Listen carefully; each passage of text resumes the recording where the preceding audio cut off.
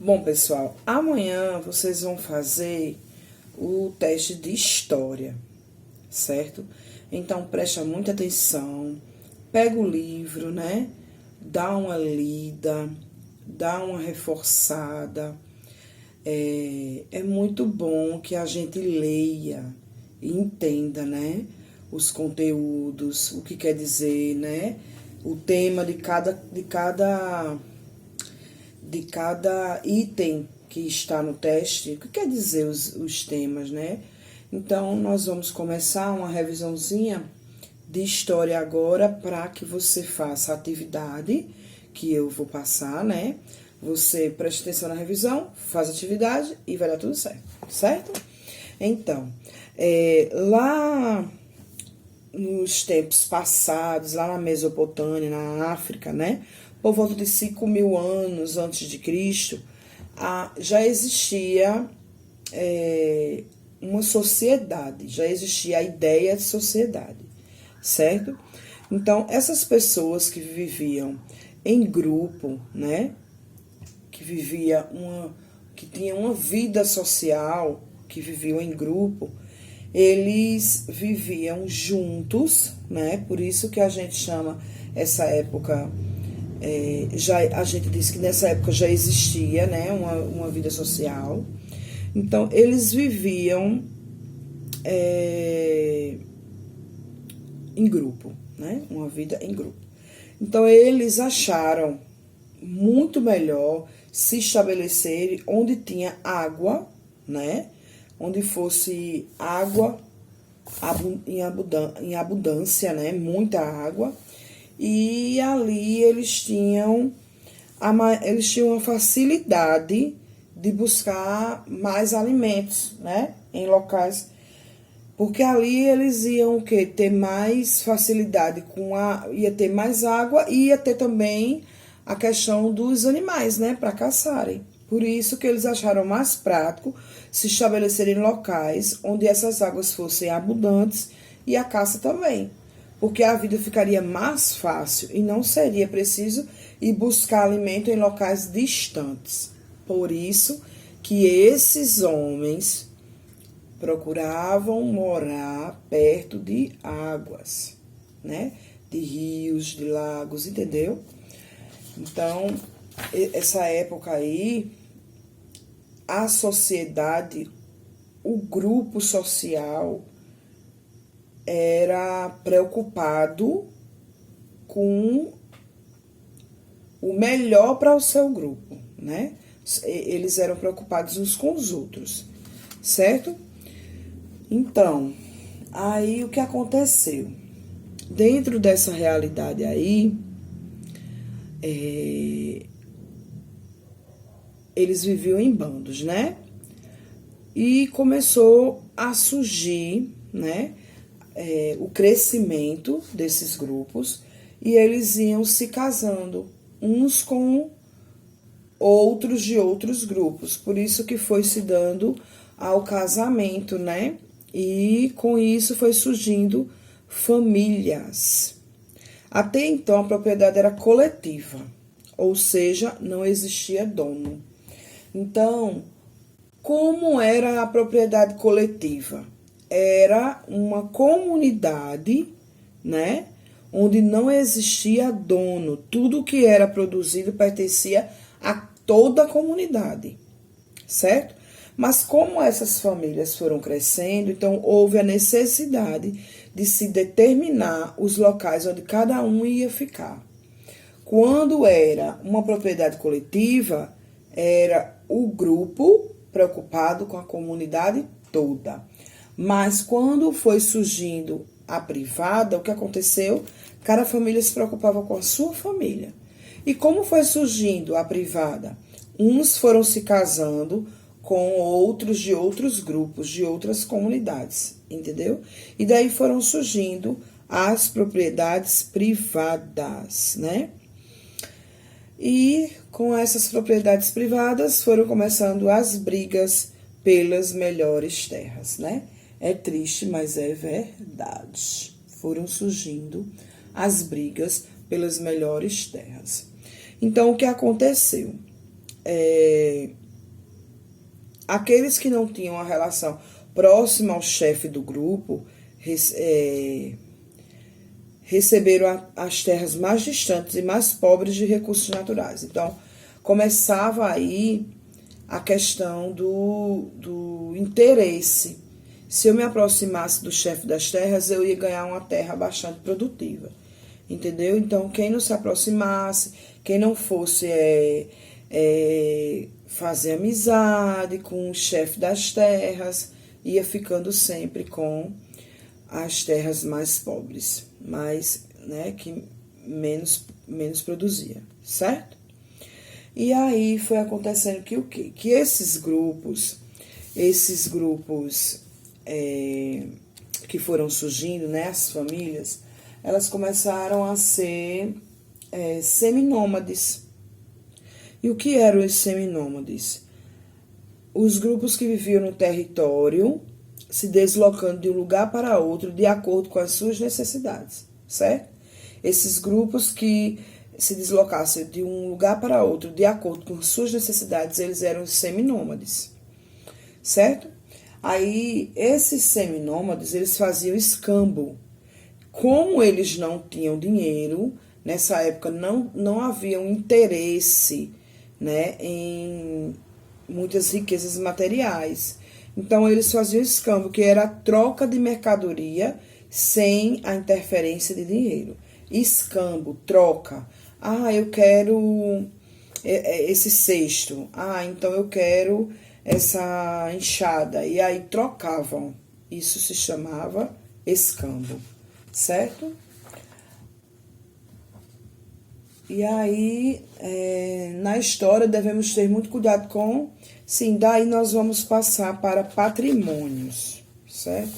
Vocês podem ir lá na página 45, junto comigo, e nós vamos falar um pouquinho sobre patrimônio histórico. O que é patrimônio histórico? É um bem importante, né? É um bem importante. Seja para uma única pessoa ou para um grupo grande delas, né? É um bem importante para uma única pessoa ou para um grupo, para mim ou para meu bairro, para mim ou para minha cidade. É um patrimônio histórico, então é um bem importante. E existe dois tipos de patrimônios, né? Os materiais e os imateriais. Os materiais nós podemos chamar de coisas que podemos guardar em um museu, obras de arte, né? O que são os bens, os patrimônios materiais? Eles são objetos físicos, certo? Um tecido doméstico, um documento, são também patrimônios materiais, os prédios, as praças, as casas, as obras arquitetônicas, né? Materiais, já está dizendo, né? Algo físico. E os patrimônios imateriais são culturais e dizem respeito a práticas e modos de vida que nos são apresentados na forma de conhecimento. Os patrimônios materiais nós chamamos de objetos, de coisas que nós podemos pegar, né?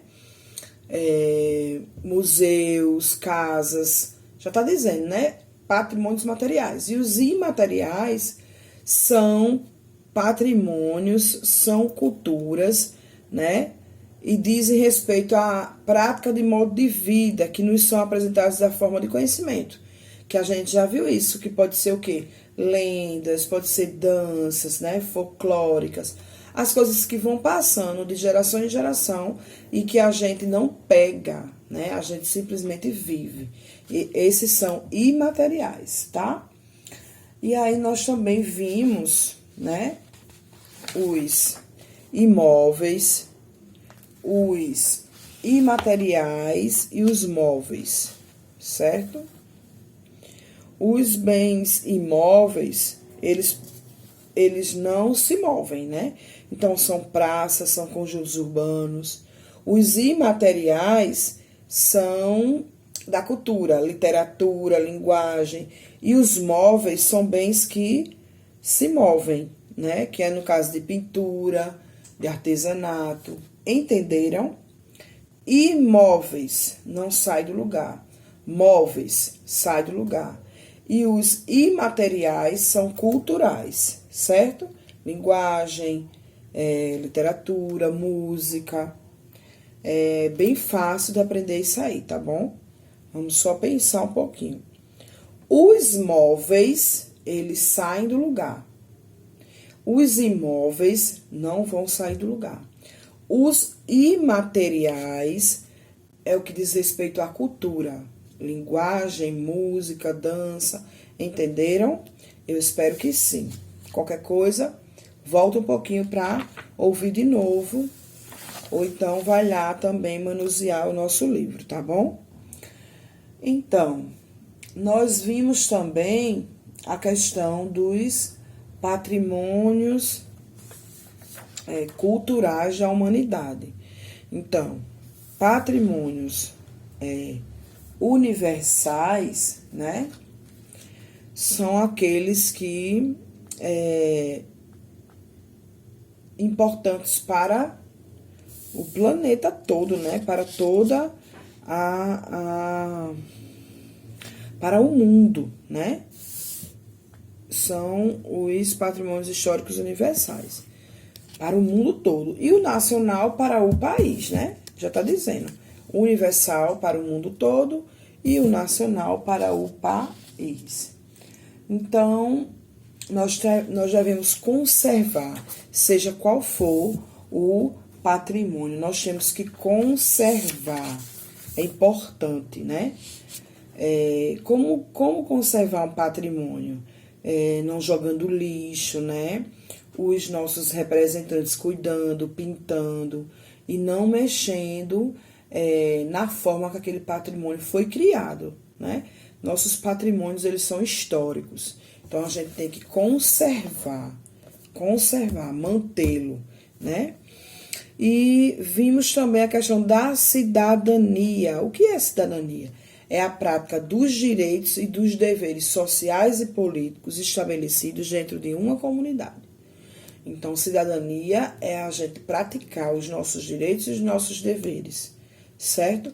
Não esquecendo que direitos é o que eu mereço e deveres é o que eu tenho que fazer, certo? O que é cidadania?